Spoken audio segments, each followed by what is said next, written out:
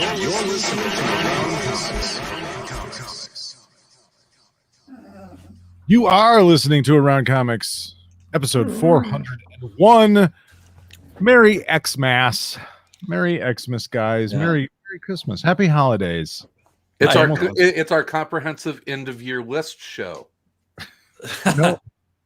No, it's not. No, Not no that. less. It's a couple days before Christmas, so we'll just talk about stuff that we normally talk about. Mhm. How's it going? What's happening? Good. I just see. I don't see. There they are. Sorry. It's like, Throwing us off, man. Sorry. It's been a long couple of days for me. For the audio listeners out there, or the audio only listeners, Sal forgot to take the big masthead down, so Yeah. he was talking to us, and I You just didn't need to tell them that. You didn't. Now you want to describe to the audio listener. Mhm. Like every time you hold a book up to the video camera in front of you that no one Okay, can I see. got myself an early Christmas present this year. yeah. What is that? American Vampire, 1976, hardcover. Because I'm a completist, and it's got to go by all my other American Vampire hardcovers. Because if it doesn't, then I'll wake up in the middle of the night and it'll bother me. My shelves. They're incomplete. Someone will notice the spines are different. Oh man. Oh, there's sorry, Tom, say hi, I'm Tom. Hi, I'm Tom. Yeah, whenever they fucking change trade dress in the middle of a series of volumes, it drives me nuts. They do it just to fuck with you. They do. It's like, be consistent care. with your trade dress. We know that one guy's out there that's driving him crazy. Mm-hmm. We're slowly driving him insane. Change it. Nobody cares. Change it. I don't. Yeah. I have like. I forgot. I've gotten to the point now where I don't even have books in order. I have a shelf of It's just shit everywhere. hodgepodge. I have two books that I have like two of the Will Eisner Spirit hardcovers. Yeah. Not only are they out of order, it goes 2 and 1. One is upside down. Oh. I can look at it and it doesn't bother me at all. Yeah, I kind of enjoy the sort of what do you call it? Juxtaposition of it. The Mhm. chaotic Yeah. It's fun. chaotic evil of it. Yeah. Go back to Speaking of, That is chaotic evil. I can't help but dream and wonder now that you mentioned the possibility of running a Dungeons and Dragons campaign, Tom. I'm really, really hoping that we get that done somehow. The first thing we have to do is we have to like pick an actual date, or I'll never do it. I got it's a deadline. I got my D&D Player's Handbook. handbook. Wait, what Version is that? I don't know. I got it at a holiday party. I won it.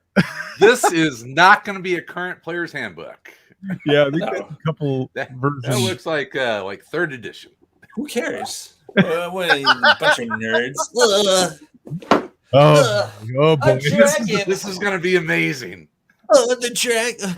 You have to roll to see if the dragon's scared of certain colors. Like, Well, we there got are, it. the newest edition is pretty good compared to the last couple that came out, which were way more complicated Yeah. and not nearly as fun. So I don't know. Yeah, that one looks. I don't know what that one's a couple of years old. I think. Yeah. Does it? What? Yeah. It says, I'm actually very curious as to what edition that is now. 4th edition core rulebook collection. Yeah. That's the one that pissed a lot of people off. Well, you know what, They man? don't get this, Tom. You will love the geeky underworld of this. That actually, I think people were so pissed off by 4th edition that is what led people to create Pathfinder. Is that right, Sal? Sure. I don't know. I have no idea. You're asking the wrong person. Probably. That sounds right. Yeah. It was either 3rd edition or 4th edition. I think it was 4th edition. I don't know. But I'm not that big of a nerd. I don't know that stuff. All right. Well, I look forward to not knowing the difference. So for my other podcast that I cheat on you guys for, I was doing some do it. Yeah, I was doing some research on the Son of Sam, David Berkowitz, and I found a little tidbit of information that I didn't know. That at one point, police investigators, when they received the letters from him, they were like hand lettered, scrawl, but they were pretty neat. And at some point, they thought maybe the guy was a comic book letterer. So they actually went to DC Comics and like showed him the letters and asked around if they thought they matched anyone. Yeah, if it matched anyone, but they weren't. I mean, the guy, I can't remember the guy's name. Who there's an article on like Bleeding Cool or something about it, but from years ago. But he was like the managing editor at the time, and he's like, yeah, I mean, to the untrained eye, you might think that they were, neatly written hand drawn letters, but they were pretty awful. He's like, they would never make it in a comic book, Yeah. But then he's like, but we did have some stuff. suspects. We didn't tell the police. We started like internally just thinking, who could be, who do you think could be? And they did have more than one suspect that didn't turn out to be. But I thought that was who are some, I haven't even thought about hand letters for a long time. I mean, who are the great letterers in comics? I don't know. I mean, the only one I even know, and I can't even think of his name. I have one of his, the guy who did all like the Hellboy stuff and all the Dark Horse. Yeah. Russ Wooten. No. Oh no, I'm not Dark Horse. Hold on, I have. Yeah, I just remember that it got to the point with like the Eisners that they took that category out. I think because they just got sick of Chris Ware winning it every year because he was basically like the only person who handled it. For having done a podcast for years where I had to yell out the names of letters, I always remember Ben Oda. Todd Klein. Oh yeah, Todd Klein. Sure.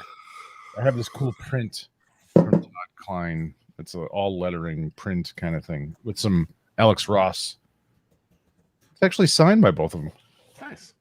Oh, very nice. Yeah, I've kind of lost track of letterers. Do they even exist anymore? I guess they do. They're just digital. Now it's they're all digital. Yeah, Crank does everything. He does. He letters everything now. Well, sometimes in the old, old comics, they didn't even credit the letter. Yeah. Like sometimes it would just be like art by, they didn't credit anyone at some point. Yeah, a lot of that was like bullpen day times when it was like they were probably lettered by 4 or 5 different people, honestly. Yeah. Stan did it all. Stan did all the lettering. He didn't tell right. Stan did all the lettering. Yeah, he told those stories right onto the boards. Those are my favorite pieces of original art, though. I got to a point where it's like I didn't really want to buy original art unless it had like the lettering plates on it and they were, hand lettered, and there's just a cool nostalgia to that. It's it's kind of the reason I never bought that Daredevil page that Brubaker wrote me into because it doesn't say anything. Because it doesn't say anything, so it's just a guy, and it's just Matt Murdock and a prison guard. It's like, oh fuck! If it was hand lettered, I would have bought it. But and it's like, and you're like, I'm not gonna, find the comic page and have them mounted together. And I was thinking I could buy the page and then I could put a sheet of like clear plastic over it and letter it myself because I could easily scan the page in and recreate it, print it out, and then glue it on there. So maybe someday if I ever, I think the page, I think he still has the page. The last time I looked, David Lark or Michael Lark. Yeah. I've got a cool Alien Legion page that has a vellum overlay that has all the lettering on it. I flipped it over because you couldn't see the art because it's vellum. So but I thought that was no respect for the letterers. Isn't it crazy that anything ever got printed? Oh, I know, Ever? right? How When you look at how hard doing anything was on Month. like that, yeah, on paper, where you just like now you attach your part to it, and we then have you to send it, mail like, this to you. So yeah, Oh, right? God. printer Yeah. would mail it to the inker, who would then mail it to the letterer. How the fuck did they get a comic done in a month? Seems insane. I don't It's know. just Yeah. Well, I mean, that's yeah. I mean, that's one of the reasons that they had the well. That's why part of the reason like CrossGen tried to recreate that that bullpen by having offices cut down on those fucking FedEx charges. Right. yeah, FedEx and Pages. Yeah. I have a I think I have a couple, but my preacher page is hand lettered, which is awesome because it's all sorts of curse words. I think he says cunt in it, and There you go. Yeah, what's my yeah, I got some cool ones. There's a Jose Luis Garcia Lopez Tomb of Dracula page that I really like. That's all hand lettered. So I've got had any money back in the day. Right. I did not have any money. Yeah. Back when we're old. Back whenever you could buy a Kirby page for under $100. Not even that so much of just like, I mean, not even like the insanely ridiculous stuff that's like worth a fortune, but even just, splurging a couple $100 on a page of art, of something. I remember what was Sand of Oh, the Ramon Perez, the Henson stuff, tail sand. Was that it? Or was it the Mazzucchelli? What was the Mazzucchelli? Mysterious Polyp? Yeah, maybe it wasn't Mysterious, but one of those two. I remember we were at a show, and somebody came over our table and like showed us a page from the book, and was like selling them for, it was like $150 a page or something. Yeah, that was Ramon Perez. That was the Tail of Sand. That was the previous unpublished Jim Henson thing, and I was just like, dude, there's got to be like at least one huge Henson mega fan out there that you could probably sell the whole book to for a huge chunk of change. And he was like, no, you know what? If it's not Muppets, they don't care. Yeah. I could see that. Yeah. And so, and I remember I think it was less than, I think he was selling for like $50 a page. Oh, was it? Why did he's like, well, there's no recognizable characters and it's just that one story. That's a beautiful book, by the way. It is. Yeah, I got that hanging right over there. I'm pointing at it. Yeah, I've got an awesome Ramon. Here, I'll show you my favorite Ramon Perez. We don't need to see it. This for the people listening can't see it. I'm just gonna turn off his camera. Yeah, this is why you should watch the video show. This is out of some B. Claymore written JSA secret files or something like that. JSA classified. JSA classified. It was a Black Cat story. So you got OG Green Lantern and Black Cat punching Solomon Grundy. It's okay. That's cool. I love this page. It's like me. I see much better. No, it's cool. I actually bought that page before the damn comic book came out, which is funny. Spoilers. You were one of them. Well, I saw it.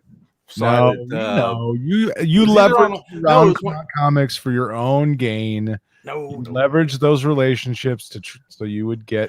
No, it's even better than that. It was that was one of the stories that I think DC had commissioned the story, and then it backburnered for like a year and a half.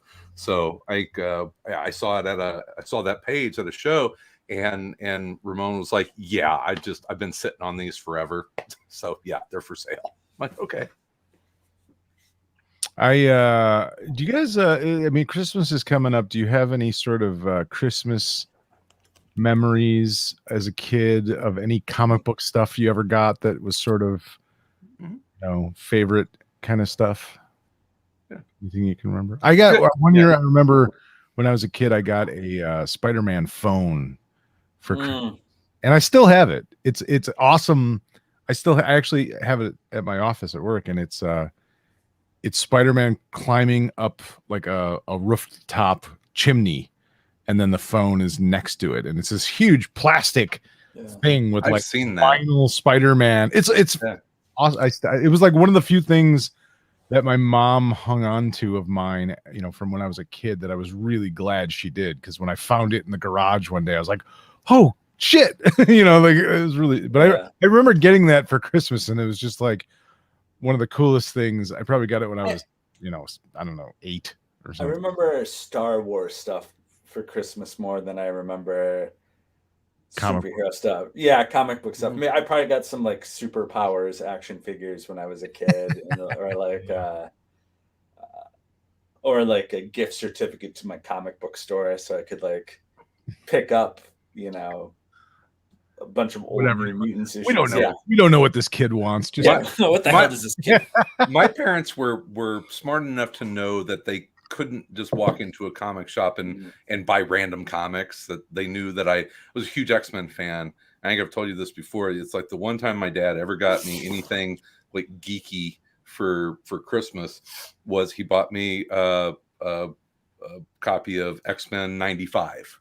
And he went to the Campus Comics, was the comic shop I went to, and I know he picked it up off the wall because I had been, oogling over that. There was 94 and 95 on the wall, and he bought 95, and he told me that he bought that because 94 was like $40 more expensive. So I think he got issue 95 for like $75, and I think 94 was going for like 110, and he couldn't bring himself to spend $110 on a comic. And now so I look at that comic, and I never would have sold it if he had gotten me that anyway, but now I look at issue 95 and I love it because my dad bought it for me. But it always just reminds me of, God damn it, you couldn't have spent the extra $40. Son of a bitch. It's like thousands of dollars now, probably.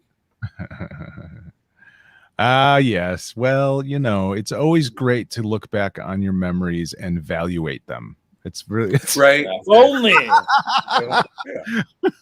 Well, he was buying me a fucking collectible, so that is part of the equation. It's like buying your son stocks for Christmas. Yeah, I guess so. But it's hard for me nowadays. Like, I go to the comic book shop every once in a while, and the one I have by me, which is a pretty good shop, they have a case in sort of the middle of the room, and it's a revolving case of like high end pieces. And sometimes it's stuff that's decently priced stuff, not crazy. Sometimes it's a little crazy, but every once in a while there's something in there, and it's like it's really hard for me not to drop $80 or $150 on something, because it's like it's not on a comic that I once had, or a series that I love or something from, and I look at it, it's like I wouldn't even notice that if I just pick that up.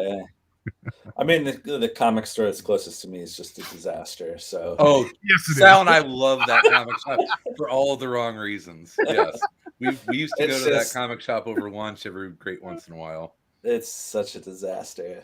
Literally. It is maybe the worst comic book store I've ever been in. It's awful. It is every bad stereotype for a comic shop you could ever imagine. And it's not as bad as Variety Comics on Western Avenue used to be back in the day, if you remember that one. Well, the vibe of Variety was bad, but the actual inside was somewhat. Because that was the Variety guy was a douche, right? Like, he was awful. Yeah. But the actual inside of the store was somewhat organized. No, only like a corner of it. It had piles and piles of shit as well. But the place closest to me is just like not even like the it's a hoarder shop. Yeah. It is like you walked in a hoarder's house. That's how it's laid out. You have to dig through piles to just walk. Yeah. From one spot to another. And the thing is, they're not even piles of good stuff. It's like old issues like Shadowhawk. Yeah, it's just there's so much not good stuff. Who is going to buy this? Like any of this? And it's one of the, when you say you can't judge a book by its cover, that is not true. You can very much look at this place from the outside and be like, oh, I know what it's like. And then you get in there and you're like, this is Yep. This That is was the I, vibe. right on the nail. Earlier this year, I went out from work at lunch, and I was just sort of I didn't have anything to do, and I had like a little errand to run, but then I had some time on my hands, so I stopped into a little resale shop on Madison Avenue. There's like 3 of them, and in Forest Park. Oh yeah. Which one was it? I don't remember which one. It was the one right by the Army surplus store. Oh, okay.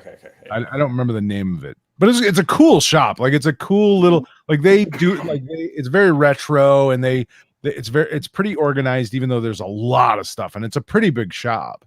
Yeah. But I go in there and I'm walking around, I'm like, oh, records. So I start going through records, looking at albums, and it's like, nothing really. I mean, they had stuff pretty high priced, like No deals. no deals. I could get it. I could get it for that price anywhere, really, and there was nothing. Yeah. But then I'm looking around, and all of a sudden there's like short boxes of comics, and I'm like, oh, I don't know if I have enough time for this. And there was nothing. I mean, from what I saw, there was nothing like special in any of it. It was like 80s and 90s stuff. But I was like, oh, this is kind of fun, just sort of digging through, unexpectedly finding this little treasure trove of comics. And I didn't end up picking up anything because I just didn't have enough time to kind of sort through it. But I might go back there sometime just to dig through. I did end up buying a vintage Star Wars shirt. It was like I think it was like 85. And it was like a blueprint of the Millennium Falcon. It was a red shirt with like a white print, and it was really cool. I'm like, it was fit me. I'm like, oh, I'll buy that. And it was, relatively cheap. So I'm like, I'll buy that. I'll wear that shirt. Nice. But I'll wear somebody else's shirt. Just kind of weird, but whatever. The things we do for fandom. They don't want it anymore. Yeah. Rock concert shirts have really gone up in price. Holy shit. Oh, like vintage rock concert. Really? Like, good. What are we talking here? Well, I mean, anything from the 70s is astronomical. You're like a Rolling Stones. Yeah, it's like an official Rolling Stones 70s concert shirt is probably like $300. Yeah.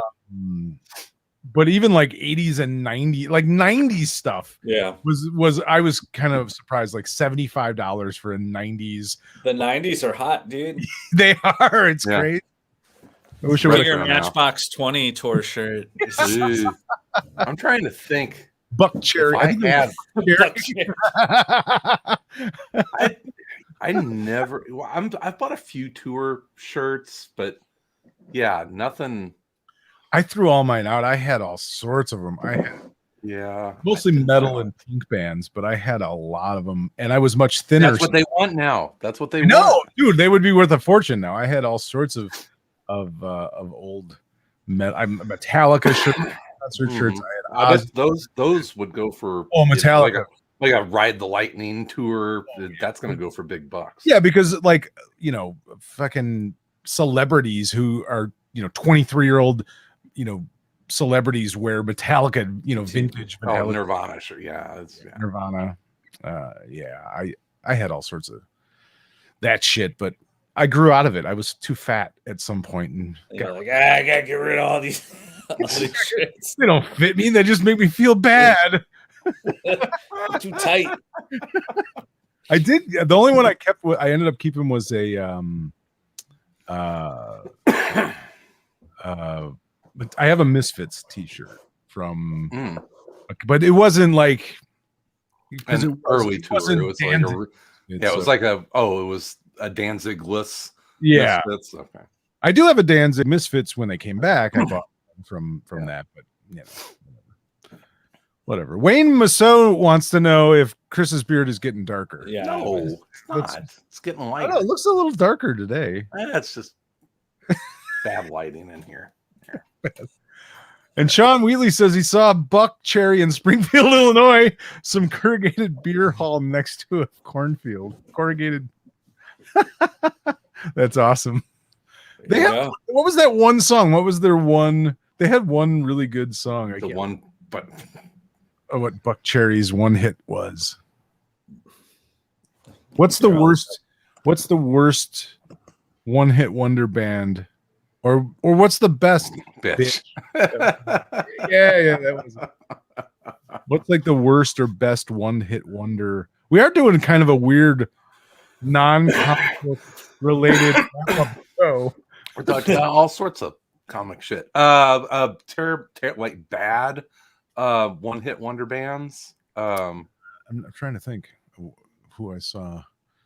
Warrant had probably more than one hit. They would be.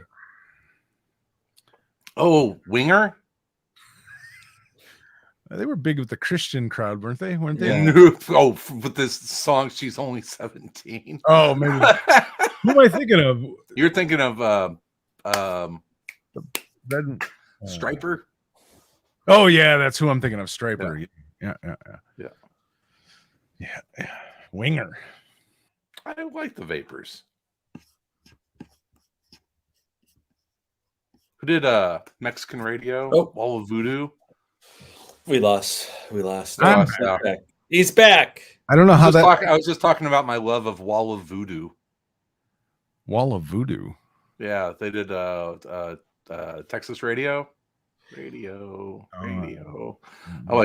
like Wall of Voodoo. The thing that drives me insane about when I do that, when I accidentally leave the studio, is when I go to edit the show, it breaks my audio into two places, and I have to resync it. So now I'm angry. Now I'm upset with myself. I don't even know how I did that. I don't know. You're just like, stop touching things. Yeah. Do we have any comics we want to talk about? Sure. I don't know. Do you? I don't. I mean, we've got Bruce Wayne as a dick, and Ben Grimm is in a really fucking weird comic. I'm happy to talk about Robin and Batman 2. If you want. Or I did not read The Thing #2 yet. That's a fucking weird comic book, Tom. Yeah, it's cool. I don't know what that book is, but I want to keep reading it because I don't know what that book is. Yeah, it's weird. I read Wasteland's Wolverine. That Wastelanders colon Wolverine #1. I think it's a one shot. It is a one shot. Next one's like Hawkeye. It's like all these different characters in the Wasteland. I'm surprised you read that book. That one surprises me. I took a look at the art and I was like, oh, this is pretty cool. I'd read that. Yeah, so I read it. Tom is throwing curveballs. Yeah. Yeah. I mean, it's not like the most earth-shattering story of all time. You know, it's just a Wolverine one shot was just kind of okay. It's a parable. It's a parable. It's a lot of influences on its sleeves, but the art is gorgeous by Isaiah Mustafa. Ibrahim Mustafa. Very much. It reminded me a bit. What else has he done? We've talked about him before. I don't as know. being pretty awesome. It reminded me of Dave Wachter's work. Yeah. Okay. A little bit of the same kind of scratchiness to it. Superstar comic book creator Dave Wachter. Superstar. Superstar. Yeah. He won't even talk to us anymore. Yeah, no, jerk. Giant. Have you been reading his The Old Republic? Fuck him. I did see at C2E2 he got to meet Larry Hama. Oh yeah, that's right. I love it. I'm just kidding. I love Dave's. Dave is one of my favorite people. I forgot that C2E2 happened. Yeah, we all did. We didn't talk. I meant to bring it up. Yeah, that week, and I forgot. And yeah, it just went by. I knew it was happening, but Marta was in Mexico City for 2 weeks. Yeah. And I was just like, I have dogs. I can't drive from Milwaukee to Chicago for the time it would. You boarded those dogs for less. George is still alive, man. George is still alive, and we have We don't know how much time we'll have left with her. This dog Get is down to Chicago. this Get dog you is that older deep than dish. the dog is Rub older than this elbows. podcast. Sound a little Trumpish there, Tom. It's Rub huge. elbows. Rubbing Get your deep elbows. dish. Rubbing elbows with the Talking to movers and real comic book shakers. fans. Yeah, talking to 100%. Real comic book fans. Oh, it's Chris's Comicsgate corner. Yeah. Christ Christ. Superstar. What's his name? Christ America. Chris Niesman. I gotta go. Wolverine. Well, I do like the Wasteland Wolverine stories. The whole sort of there was Pax the Hulk Wasteland stuff, which was like Pax. Yeah, I forget. Pax or I don't know, something Pax. But there was the Hulk was sort of the emperor of the Wasteland, which makes sense. I mean, he was intelligent. He was Bruce Banner brain and with the Hulk body, and at that point in time, it's like the Hulk was almost invulnerable, like immortal, which I guess he is now. But yeah, this was pretty good. This was, I mean, like you said, a lot of influences that you can kind of see clearly through. Yeah, I mean, it's a lone wolf and cub story. Yeah.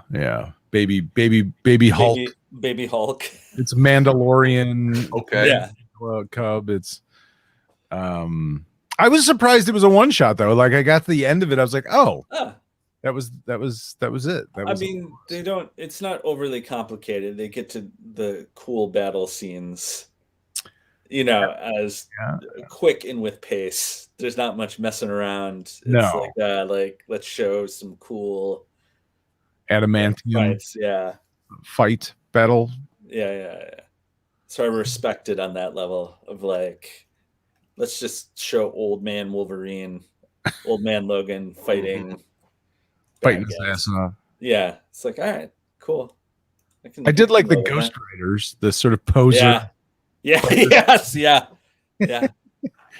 Baby Hulk eating a person. Yeah, yes, like, Baby Hulk trying to eat a person. I got to read this book. Yeah. Well, I would. That sounds amazing. The Hulk one, which I can't remember, it was like, what was it called? Hulk Pax something. It was Pax War and Pax. Oh, Maestro War and Pax. That one was pretty good. But there's like a couple of them, like Hulk. I don't know why it's called Maestro. It's Hulk Maestro. That's the character. That's the. I don't know the whole Maestro story, but I don't either. But is Maestro Hulk? Yeah. Okay. Future and Hulk? What? Future Hulk? Yeah, it's the post-apocalyptic Hulk. But there's some good, it's kind of like Marvel Zombies, where it's like it's the future, and so they can kind of do whatever the hell they want. So there's some fun stuff in it. It's a future. Exactly. It's a future. Yeah. We do have the multiverse now. Going to see Spider-Man Friday. Ooh. Yeah. Nice. My kids have been bugging me. Harassing me to go see Spider-Man. Before it gets spoiled for them on TikTok. Exactly. It's like the one thing that it's like the one thing that COVID couldn't stop. It's actually doing very, very, very good at the box office. Then again, I mean, it's like the only movie out right now. Yeah. Hope I don't need my COVID card to see the movie because I can't find it. You can just say you're a huge comic book fan. Oh, yeah. Oh, yeah. I'm a huge fan. Yeah. I'm obviously safe. Yeah. Come on. Oh God, here he comes. I'm a huge comic book fan, and I'm fully immunized. You need to like you get a gravelier voice when I gotta grunt it up. I don't want to go full on Randy Savage with. I think my natural immunity, my immune system has never been. It's like a tactical strike force. I did some research on this. I take 4 million cc's of vitamin D every day. Yeah, exactly. Dangerously high levels of other supplements, but not a fucking vaccine. Because fuck that noise. That's how they get you. That's right. Go see that Spider-Man movie. Get get it in before TikTok spoiled it for me. TikTok spoil. Well, that's why I don't go on TikTok. That's the only reason. That's the only reason, not to all get the Spider-Man horrors. spoiled. All the horrors. Movie spoilers and whores.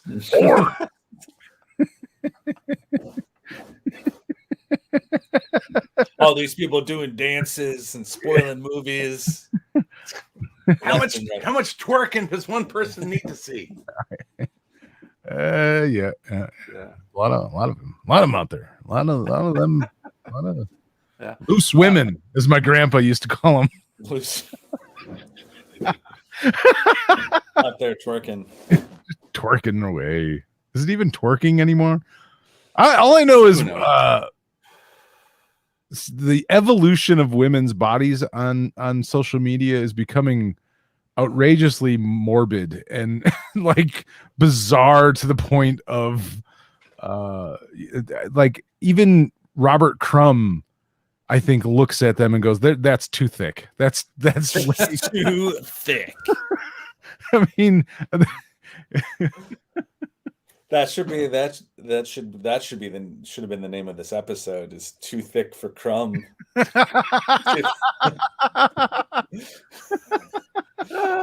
Yes. This is like Crumb's, paradise. My God, he used to draw women. He dreamed, he fantasized of women being built and running around in tight pants and crop tops. That was his dream. He could only fantasize and put it in comic form. And now all he has to do is go on TikTok and his deluge of thickness. That's Crumb's got a smartphone. He's got TikTok. Yeah, that's what did it. Is he still alive? Is Crumb? I believe he's living in France, right? Yes, he bought he traded, according to the documentary, he traded art for like a chalet in France, which is pretty fucking baller. Like that's baller. Very fucking baller. And say what you will about the man, but the fact that you could trade your art for a French chalet, which I don't even know what a chalet is. That's a house. It's a house. It's a French house. A French house. Yeah. And also probably live a pretty decent wife over there. So, well, except for the lack of freedoms. Not putting the glasses back in on. France. Yeah, I'm not doing it. Besides that, living under the terror of socialism. Other than that, nice. The sweet dude. Is it socialist in France? Are they socialists? Yeah, it's in Europe, so it has to be socialist. Yeah. Well, if you mean they have a universal healthcare system, then yes, socialist. Then it's socialist.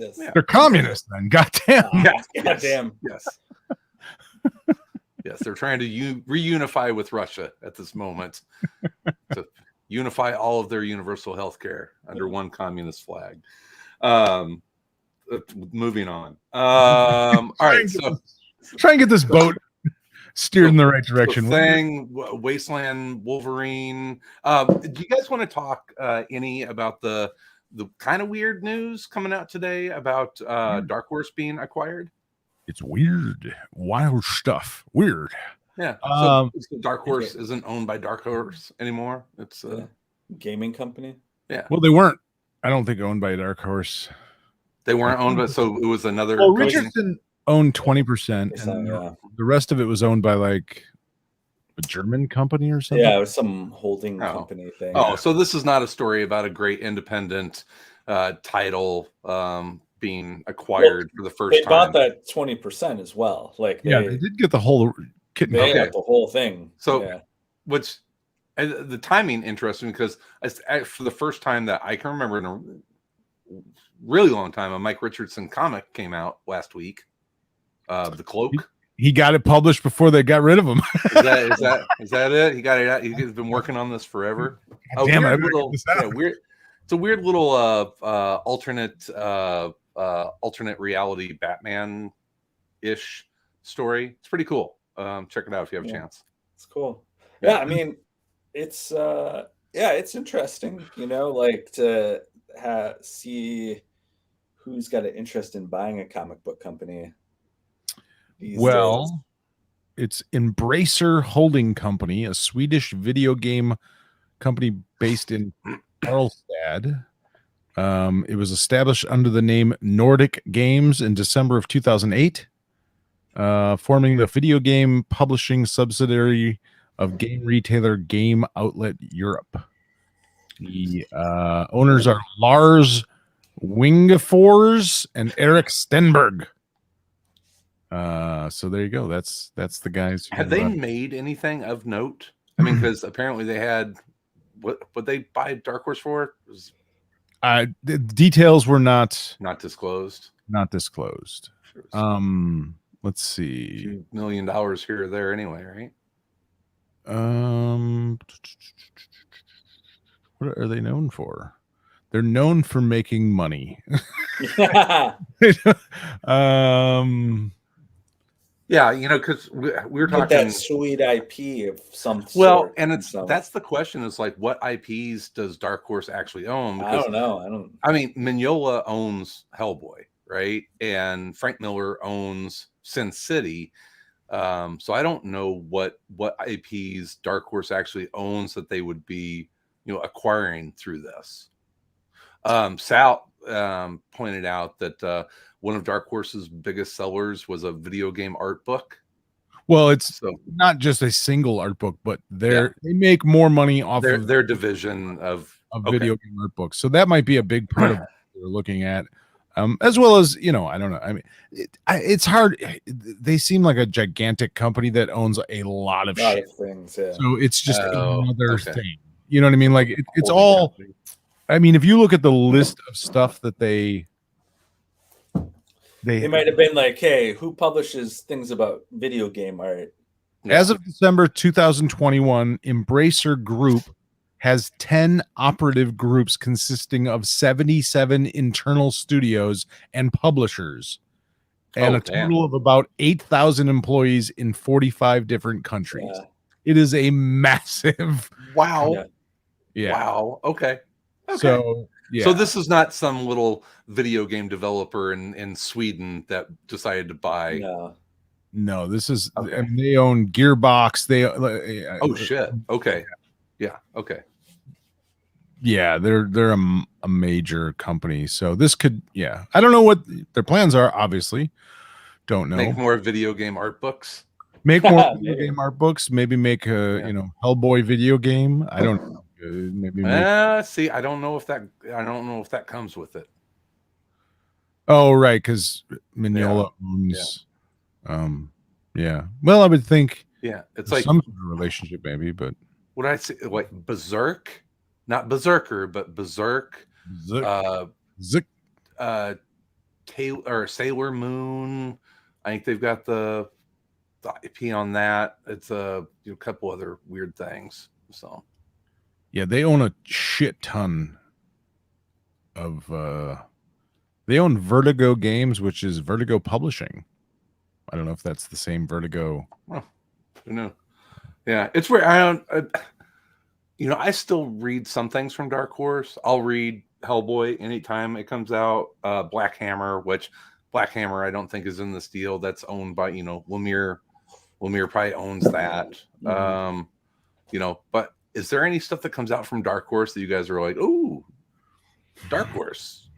I mean, other than the Hellboy and like I said, the Lemire stuff, every once in a while I run across something I like, but I can't think of anything off the top of my head that, I mean, it's not like Image where like some weird, like you get a wide swath of things. Right. Like, kind of popping out of everywhere. It's like, oh yeah, that's a Dark Horse comic. It's a pretty narrow publisher. I mean, they don't publish a ton of books a month. Well, and I also think they're, I don't know what the. I mean, we're talking so far out of our realm of what we understand, because I think even Dark Horse is Dark Horse Comics, and Dark Horse Entertainment, and Dark Horse Games, and Kitchen Sink Books, Burger Books. there's different divisions within Within. Dark Yeah. Horse itself. So, I don't know. Yeah, who knows? We don't know anything about this from any direction. Not really. None. Of any No. meaningful way. We have no. I know they've been around Somebody for a while. bought this other company. I know We that don't know anything about Mike Richardson is a pretty well respected guy as the publisher, been doing it for a long time, so it had to be something of value. But Yeah. I also don't think Yeah. it's going to. I don't think we've read our last Hellboy book. I think we have. You think that's it? Young Hellboy number 4 or whatever That's that. done. Yep, No, actually, shit. There's 2 ongoing series right now. So it's done.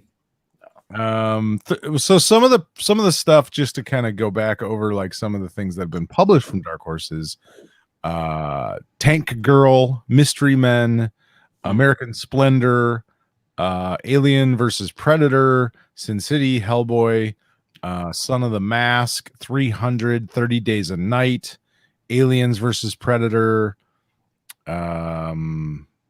Yeah, so I don't know how much of the Time Cop, Beasts of Burden, which is Jill and Evan Dork. Yeah. Mhm. We want to make a Time Cop game. Finally. Yeah, who knows? I think it wouldn't like it almost seems with some of these companies, it's like somebody up the chain just goes, hey, you know what we need? We need to get it on that comic book action. Is there any comic book companies we could buy? Let's And they buy have us a publisher. Yeah, let's just buy a comic book company and see what we can we turn it into Marvel?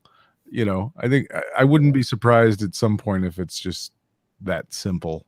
There's it's not that complicated. Somebody wants to make more money. That's all. Yeah. Haha, you're in comics now, so that means that I'll be right back. definitely won't happen. Wait, what do you mean you'll be right back? This is a live show. Need Be right back. Chris is just pause. We're just gonna put the show on hold for a second while he Wait a goes. second. He walks away and see his shelves with all its trade dress. Right. What else? Problems. He's got all sorts of little knickknacks and lots of little shit laying on there. What was he doing? So you read Robin and Batman? Yeah. Number 2? Yeah, I really like this book. yeah, it's great. You You were really- right. Like I was looking at like the watercolor.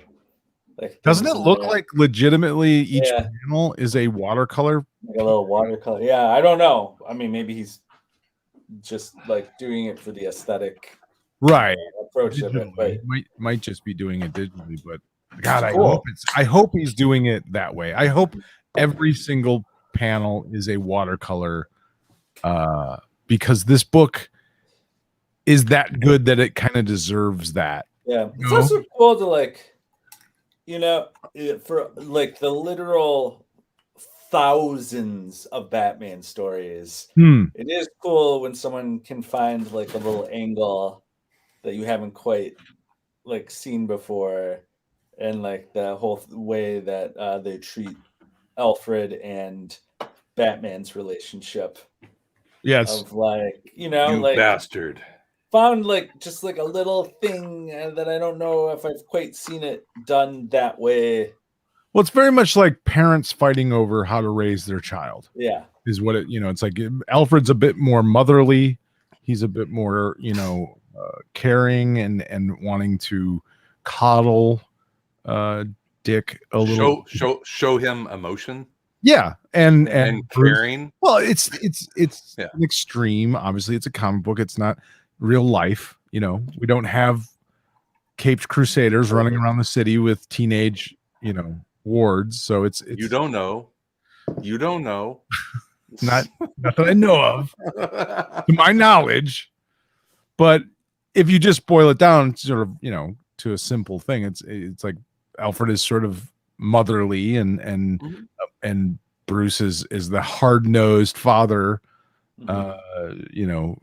strict discipline and that kind of thing. So I love his answer, or his response to Alfred, when Alfred is like, can't you just let him be a kid No. just for this one day? It's like, I never got to be. What a dick. But at the same time, is hard, so his life will be hard too. Well, but part of his answer is also He's a soldier. Well, not just that, but it's like, listen, he is hanging out with demigods. Part of his answer is that it's like he's going to be dealing with a totally different world. He is not living in a normal kid's world. He is living in a world where these people, these other kids, have the power of gods. So he doesn't, and he does not have that. Yeah. So say what you will about Bruce being an asshole, but he is ultimately, I think, still in his own twisted way looking out for Dick and being like, listen, someday he may have to defend himself against these his friends that are all way more powerful than him, except for Roy Harper, who Dick was really fucking harsh on. Yeah. Well, it was true though. Yeah. Fucking bow and arrow. Like what? Yeah, I don't. And yeah, Dick is like, there's no problem here. Yeah. Right. I mean, it was like, it was cool to see Batman and Robin on the satellite.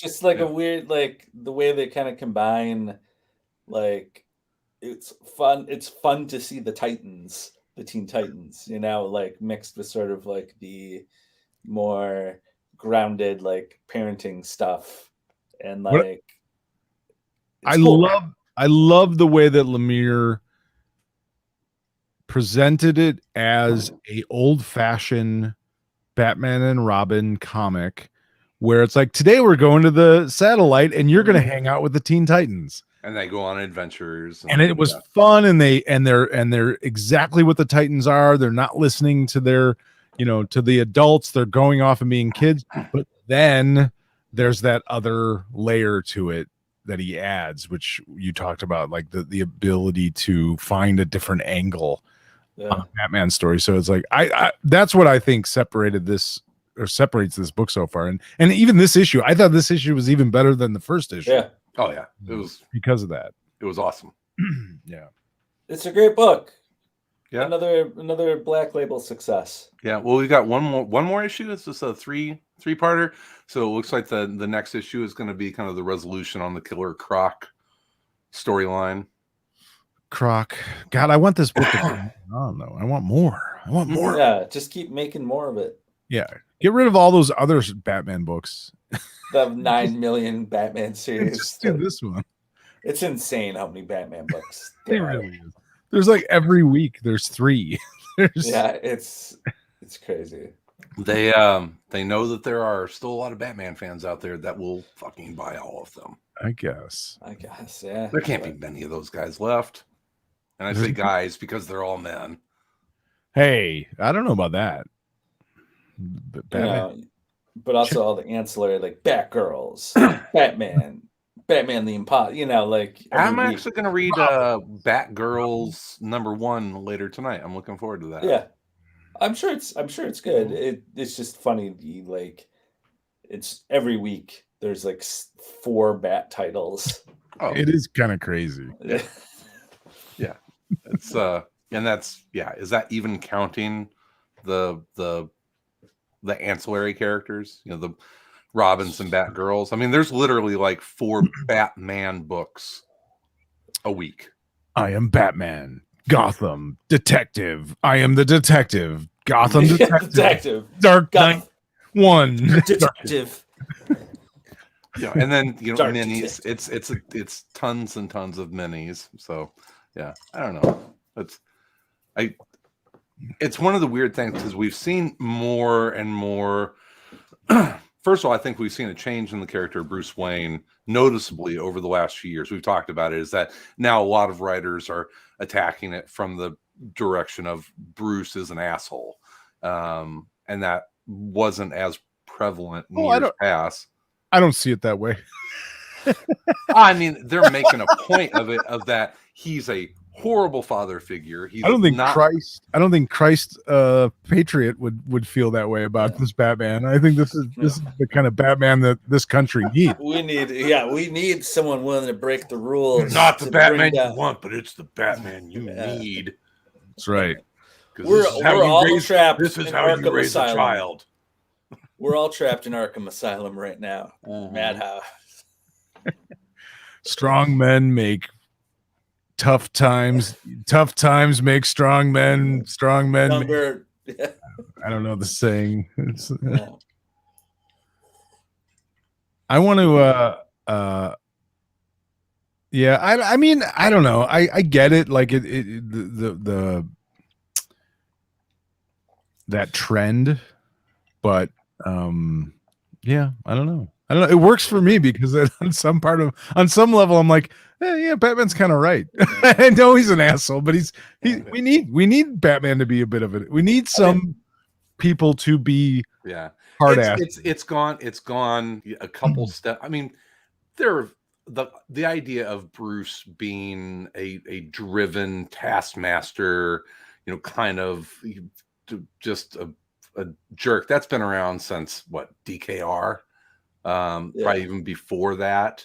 Probably. Yeah. And this is probably just more focusing on the jerky father figure of Bruce Wayne. Yeah. It's a bunch of fucking whiny kids don't like their dads. Yeah. Sorry, your dad didn't get to hug you enough. Are you triggered? It's not like Cowboy up, you pussy. And I do. You're what terrible. Is cool about having all the Batman books though is it's like I feel like every artist wants a chance to draw Batman. So you do get some pretty fucking sweet like artists doing their thing on Batman. I do feel like the last couple years you've seen some really like we read that trade that was the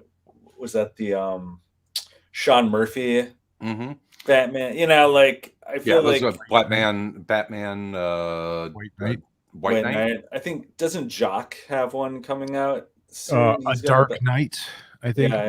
Series he's doing. I mean, there's always like someone awesome doing a Batman book. Everybody wants their turn. So I drawing that silhouette, man. If Dustin Nguyen wants to keep doing these like watercolor looking like Batman stories, like keep going, dude. Yeah. Just do your thing. Absolutely. I mean, it is amazing. Like, and everybody has a different, as far as artists, I mean, let alone writers, but artists all have a different take on the character design of Batman. Everybody kind of does Batman in a different way, whether it's, a bit of an homage to something from the past with a modern, spin on, or whether it's something completely kind of, different and fresh. And it kind of is amazing. It always seems to work. Like Batman is one of those character designs that you can twist it and turn it and change it, and it always kind of looks cool. It's like no matter what, whether he's what color the emblem is, what color like what color the actual suit is, like how the cowl, like it always ends up working. Is it the most published character in the history of comics? It has to be, right? I mean, he is one of the oldest, and I would think so. I would think, has to be. He's the second oldest, right? I mean, next to Superman, and probably way more books than Superman. Oh, way more titles. Yeah, he probably sped. Superman probably had a very lengthy lead in the 50s and probably up until the TV show, at least the 60s. I mean, I'm talking Batman, the 66 Batman, right? Because there's so many Superman comics, especially through World War II and then in the 50s. But I'd say that Batman probably sped past him in the 90s. Yeah, after the 80s, after the Tim Burton movies, it probably sped past him, and now it's like you said, it's just ridiculous. But there's no shortage. There's no shortage of Batman comics. If you and any type of Batman that you kind of want, really, at this point. any kind of bat character Yeah. for the most part, whether it's Batman proper or one of the Bat family, Batman Junior, Batman Junior, Bat Dog, Yeah. Bat. There's no Batmite currently. When was the last time there was Batman? Miss Batmite, right? Yeah. What the hell? Absolutely, yeah. What did I just see? We were watching some cartoons. I think he popped up in my son's Brave and the Bold. Yes, actually, yes. That makes sense. Has discovered all the various cartoon options available on Disney Plus and HBO Max for superheroes. So he's been watching Spider-Man cartoons. Yeah. Like How old? the 60s to like damn. Well, he's watching ones from the 90s because he'll just like roll Nice. through them. Now, how old is he? 8. So is the new is Young Justice is probably way too adult for him. Yeah. I would think so. Yeah. One of my prouder moments as a father was my children were having an argument about Marvel versus DC, and my daughter taking the Marvel side of the MCU and then that saying Marvel was way better, and my son using the animated universe of DC to say that DC is way better as a whole because of the animated universe. They're so much better. I was like, that is the nerdiest thing my kids will ever have. And you were there to referee it. You must show respect for the Superman animated series. Yeah, I know. I was not involved in any way. That was the best part of it. Is I had nothing to do with it. They came to this on their own. And you done good, Sal. You done good.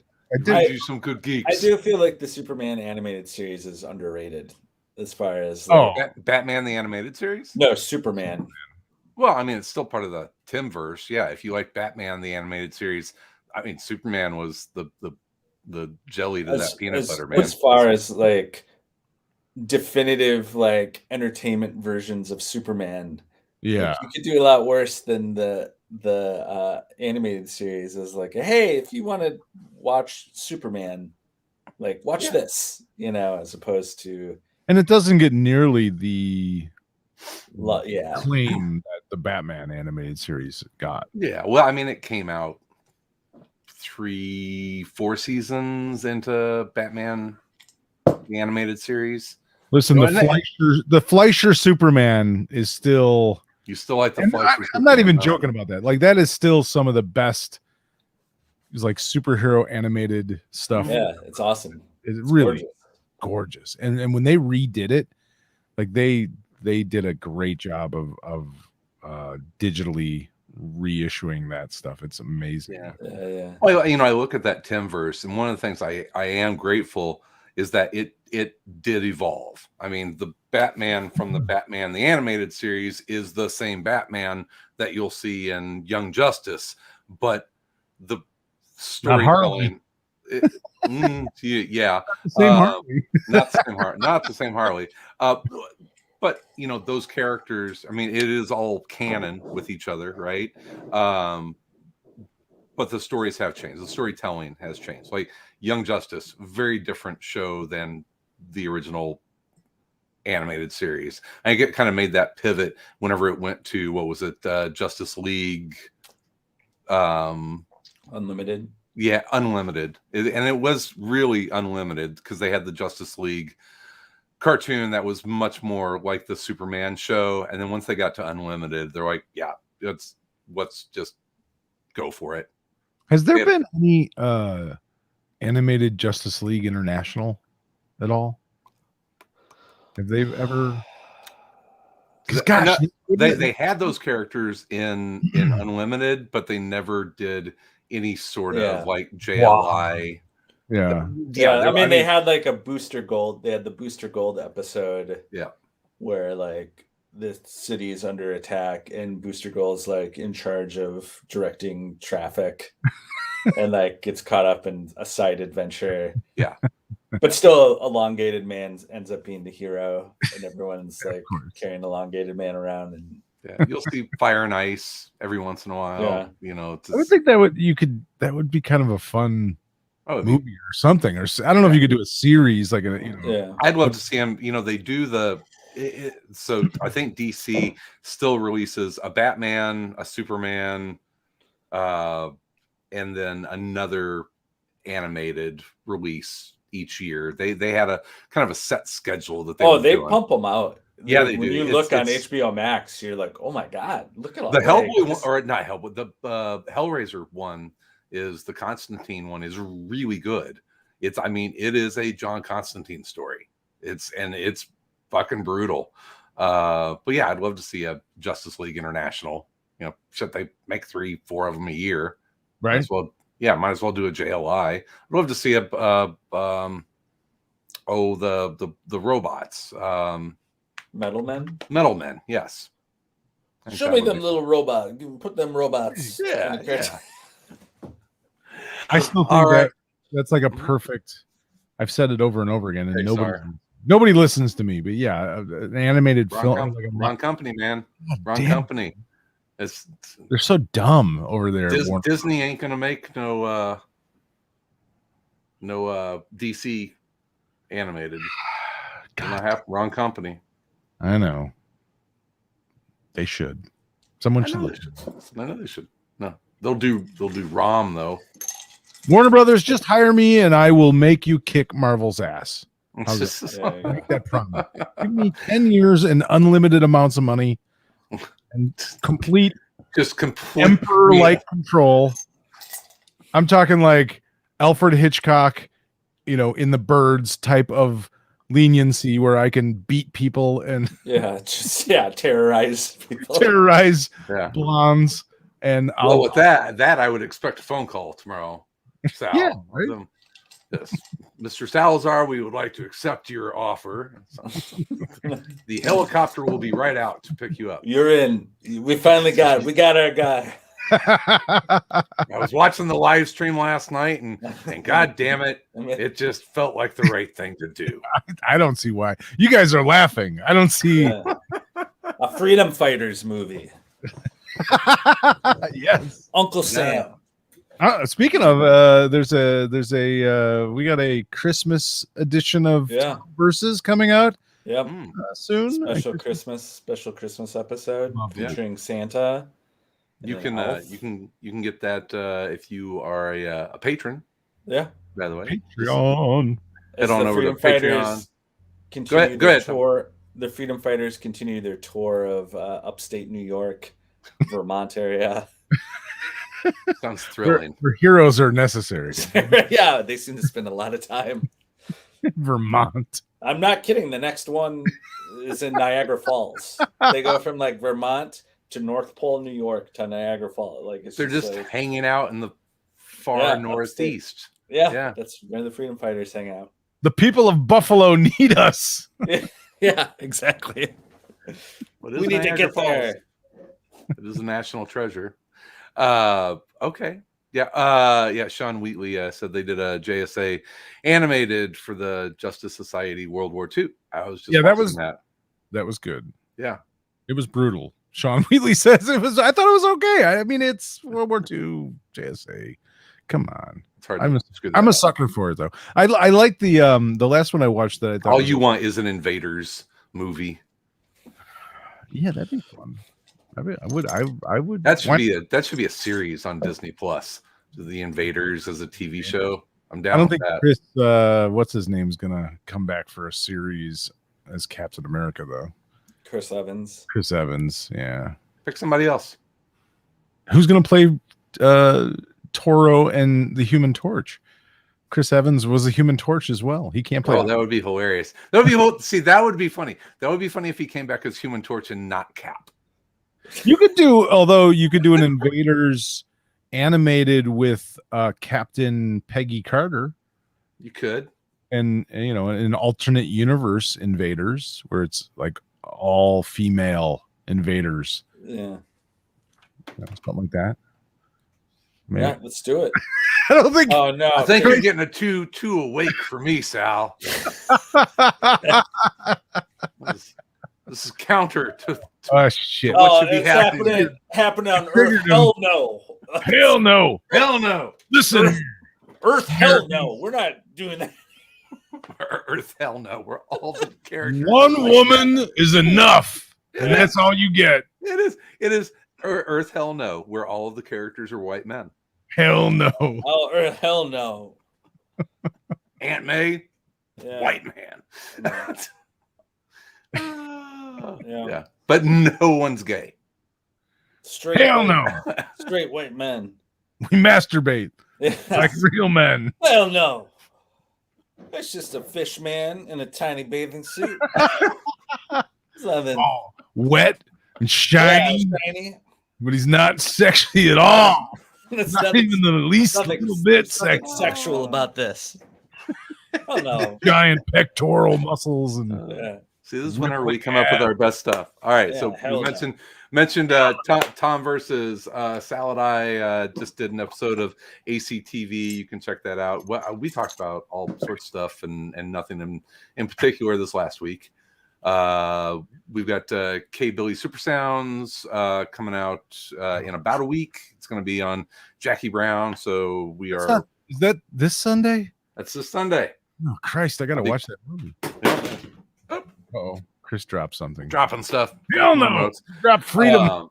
I dropped my freedom remote. K Billy Super Sounds, Jackie Brown. We're into all of the Tarantino directed movies now, so looking forward to talking to that. That's with our buddy Will Piver. That's what I got. We're going forward. We're on Thursdays live streaming. Yeah, if I that's think so. the schedule for you. Yeah. You're Yeah. you're the one.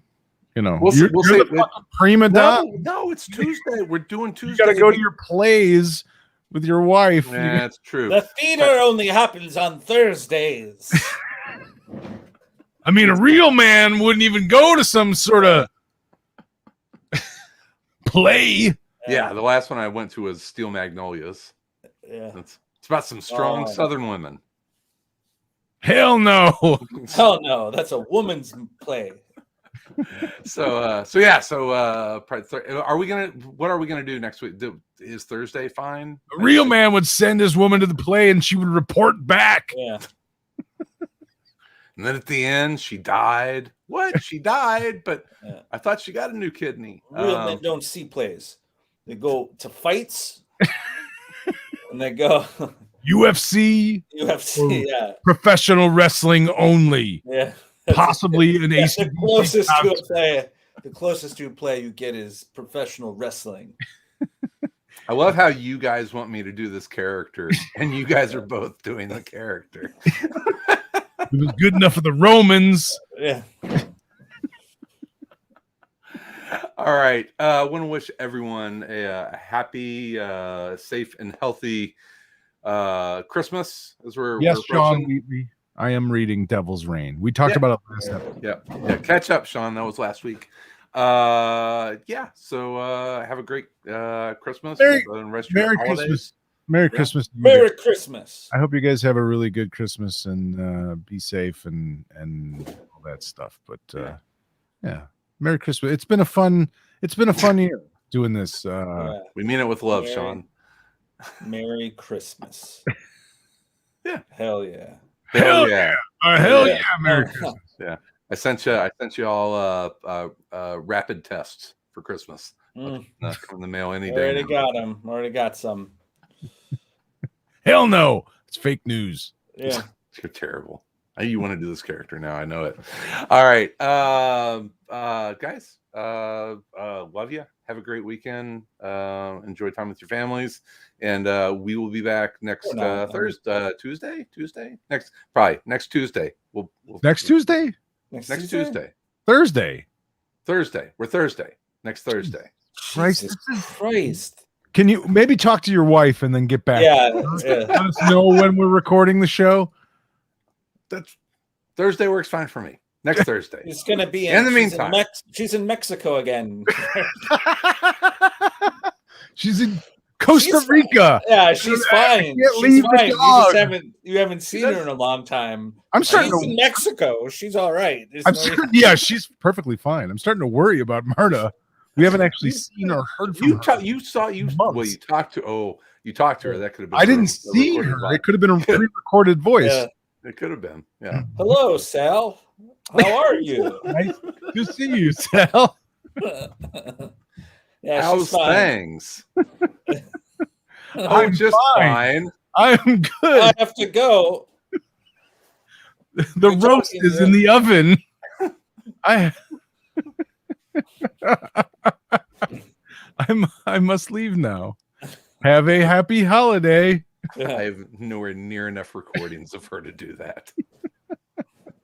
Her, on the other hand, but you've thought of it. Oh, that's the scary part. No, it would be the other way around. She's got like literally hundreds of useless hours of me yammering on in the public domain. She could have that cut up and rearranged to say anything she wants. She's probably already got like one of those what is it, they take your face and put it on a video and deep fakes. Yeah, she's got a deep fake of you already.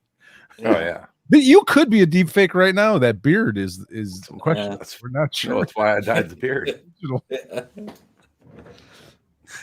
Fight the deep fakes. You can timestamp it now because it gradually will get grayer. All right. Are we done? Yeah. Is that what all we got? Yep. Merry Christmas, everybody. Bye. Yeah,